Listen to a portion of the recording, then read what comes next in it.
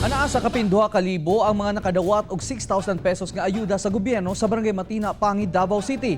Apan dunay usa ka benepisyaryo nga gibalik ang gihatag nga kwarta. Atong sayron kung ngano sa report ni Argil Relator live. Argil. Yes, Rial, una na matud pa nga nakadawat og 5,000 pesos nga ayuda ubos sa camp program sa Dole ang maong benepisyaryo. Busa ang iyang nadawat nga 6,000 pesos nga ayuda ubos sa emergency subsidy sa DSWD. Iyahan na lang gibalik. Sa panahon karon, daghan ang buot makadawat og ayuda sa gobyerno. Sa niaging adlaw sa Barangay Matina, Pangi, Davao City, gipahigayon ang payout sa 2,143 ka mga benepisyaryo sa Social Amelioration Program sa gobyerno.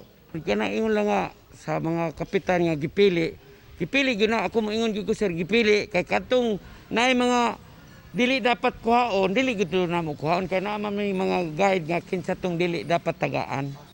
Apan ang usa kanila nga si Romeo Guadalquivir, giuli ang iyang nadawat nga emergency subsidy.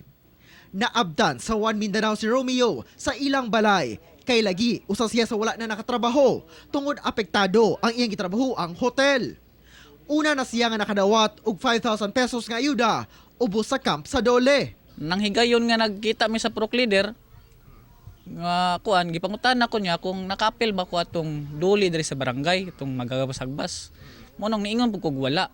Bulaan po siya ng gisgot nga nakakuha na ba ko sa duli sa among kumpanya.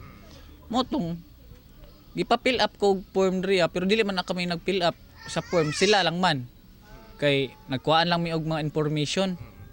Mo tong pagahigayon nga mag-release na og kwarta, nipila lang pod ko kay syempre kwarta na guna panahon karon. Lisod yun ang kwarta pangitaon. Luyo sa kalisod sa kinabuhi karon, ilabi pa nga ginagatas pa ang iyang usa sa duha ka mga anak. Pud nako kaya ipakaon sa akong pamilya kanang kwarta nga di gid para sa kuha. Mas naapag yung manihanglan ana sa kuha. Kay makakaon pa man mi anang mga kuha na panahon na. Paninguha nga unta mahimong ehemplo sab sa uban ang gihimo ni Romeo. Real gawas sa maong benepisyaryo sumala sa DSWD 11 karon lang adlaw, dunay duha ka pamilya sa barangay Kabayangan, Braulio, Idohali sa Davao del Norte ang nag-wave nga makadawat og 6,000 pesos nga emergency subsidy sa DSWD kay lagi sumala nila nga mas mayong ihatag kuno kini sa mas nanginahanglan pa kanila. Kini ang pamilya ni Jerry Donaire ug Paquito Barsubia. Real. Sana all. Daghang salamat Argil Relator.